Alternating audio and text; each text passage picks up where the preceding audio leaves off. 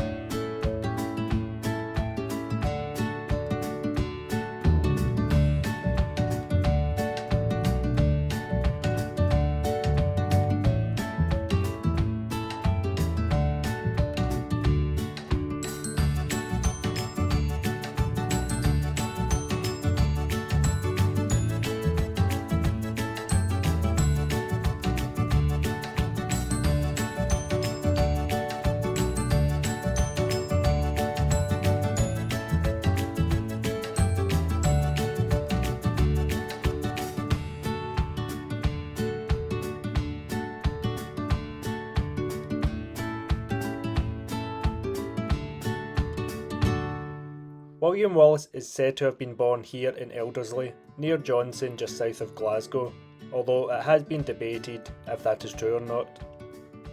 Historically, there is no concrete evidence such as a birth certificate or any written document at the time of his birth.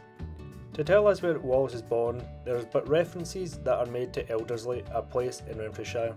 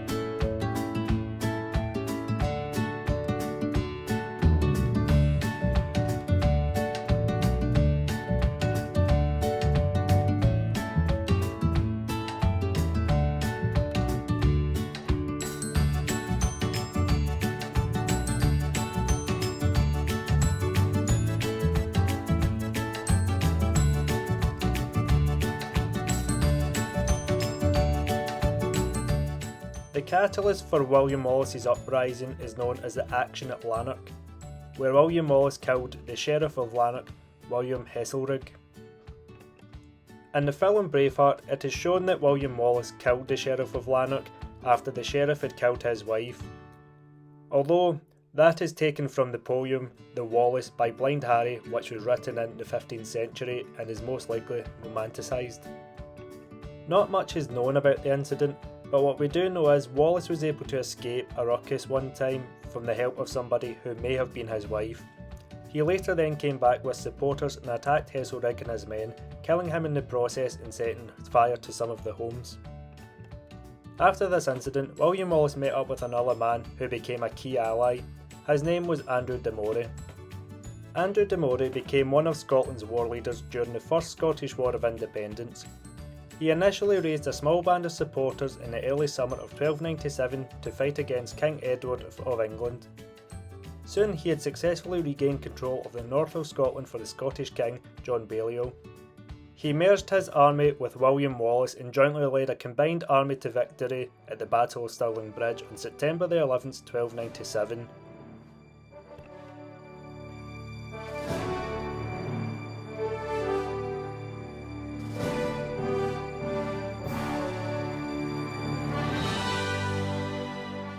Battle of Stirling Bridge was William Wallace's most famous victory.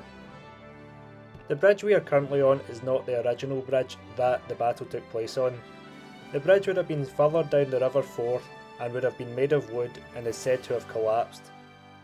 Historians are unsure how the bridge collapsed or even if this is true.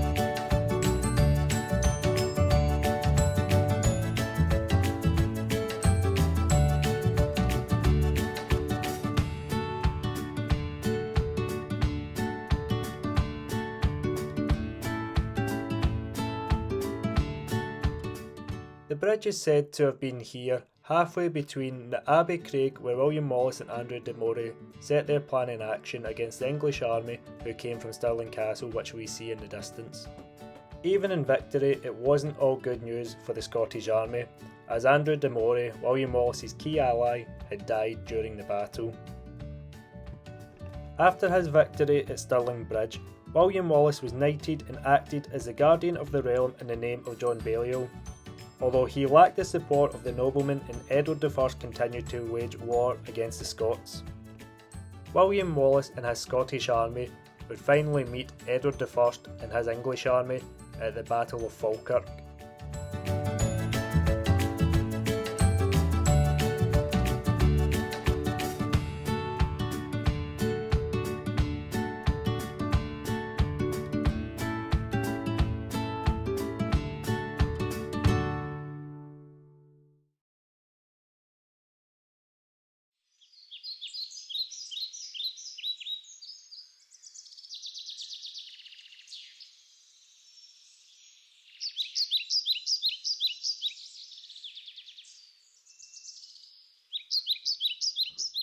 Now we are visiting the area of John de Graham's castle, also known as Dunbarton Castle.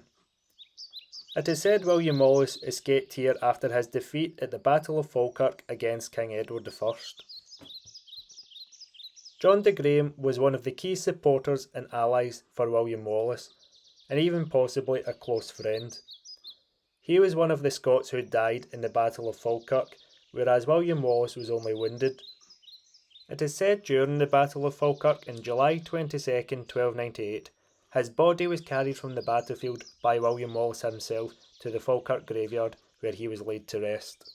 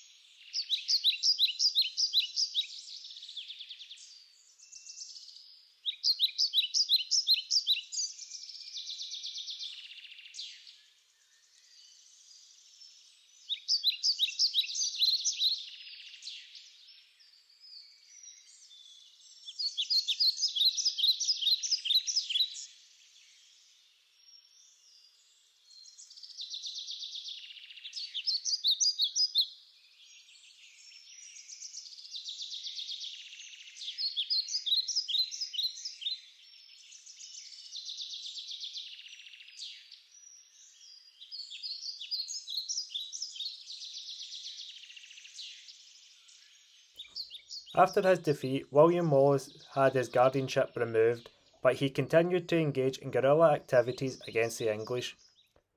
He even went to mainland Europe for several years to open up trade with Scotland as a sovereign nation, although he did have to return to Scotland for many occasions to continue his struggle against the English armies.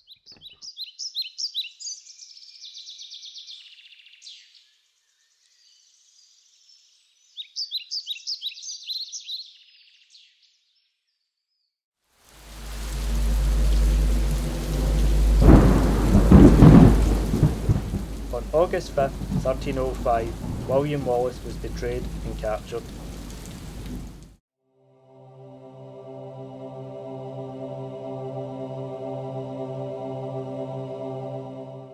Just north of Glasgow in the suburb of Rob Royston, it is here William Wallace had his last drinks as a free man. William Wallace was betrayed by a Scottish noble who was loyal to Edward by the name of Sir John Maynooth. He was the keeper of Dumbarton Castle. We have little information about him in our Dumbarton Castle video, which we will put in the description below. Sir John Maynooth met with the English knight Sir Ingmar de Valence to plot William Wallace's capture. Valence was the Earl of Pembroke and is said to have persuaded Menteith to betray Wallace for gold, lands and the undying gratitude of the English king. Wallace was turned over to the English soldiers and taken to Dumbarton Castle, where he was held in the Wallace Tower. He was then taken to London to be hanged, drawn and quartered.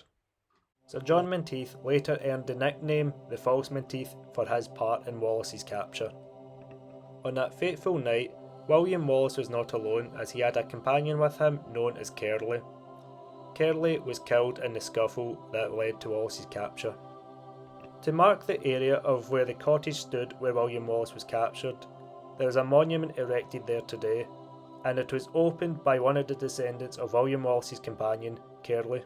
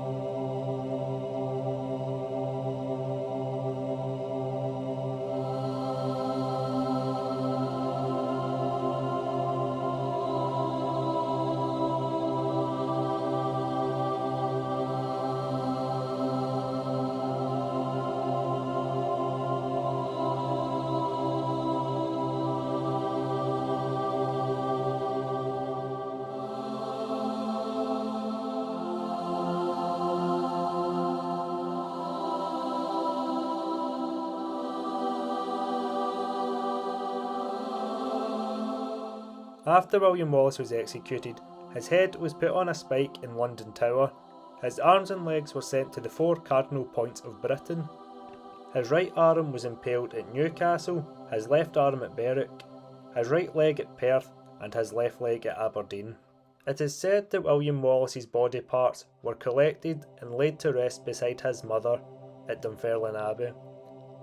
We will also put this video in the description below. The reason that Edward did this to William Wallace's body was to try and demotivate any others rising against him. However, this effect did not take place, and instead it inspired others to take up the sword and fight for their freedom against the English. One of the people that was inspired by this was a man that was known as the Earl of Carrick, who later became the future King of Scotland, Robert the Bruce. He eventually finished what William Wallace had started.